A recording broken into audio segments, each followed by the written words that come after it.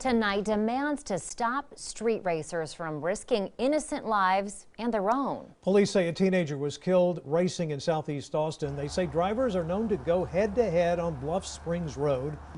And tonight, many people gathered there to say goodbye to the victim. KXAN's Alex Caprariello spoke with his friends and takes a closer look at the video leading up to last night's crash.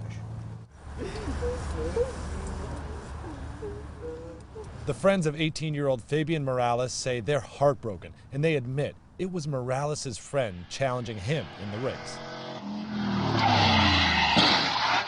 And the first thing that came to my mind is to go get his parents.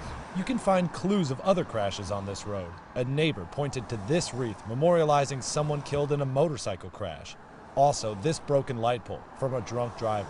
People who live here say Bluff Springs Road is a well-known spot for racing. The amount of racing I hear going on like all night, like it's like super loud. The crash ended in Julianne Ortegon's front yard.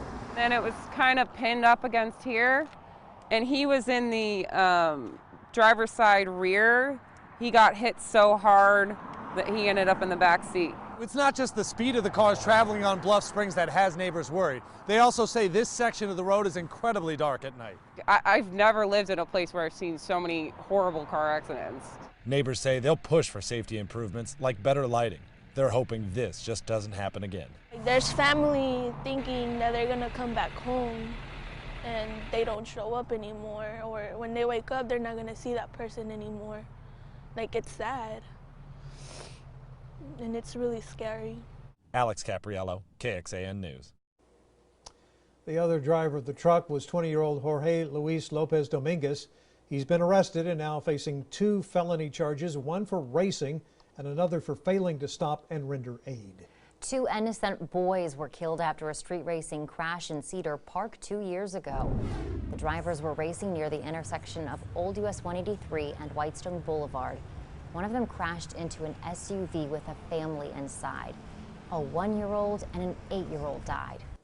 Last year, Hayden Hammer was found guilty of racing, causing the boys' deaths. Jurors also found him guilty of hurting the driver in the SUV, the stepmother of one of the boys. He faced up to 20 years in prison, but was sentenced to 7 years and 10 years probation. The other driver accused of racing also faces charges. Blake Kirkpatrick's next hearing is scheduled for the end of this month.